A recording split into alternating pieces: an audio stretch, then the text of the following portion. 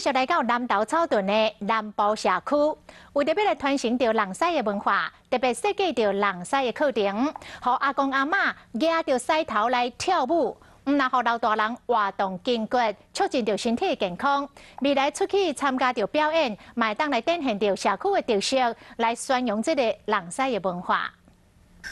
这阿公阿嬷对音乐的人狮头，对面看起来活泼搁坚老，连这个行动较无方便的老大人嘛，输人唔输阵，这里嘛伫人狮。啊，因为即摆人落去吼，就是算全身拢有运动着就对啦。啊，搁再音乐足轻快，这个比较简单啦，因为年纪大了嘛。啊，老师讲啊，教比较简单的就好，不然脚步对袂到。 草屯镇南部社区希望讲将人狮结合舞蹈作为社区的特色，特别安排人狮课程，先教老大人做狮头，再来再个教因讲要安怎用狮头来跳舞，这老大人拢感觉真心性。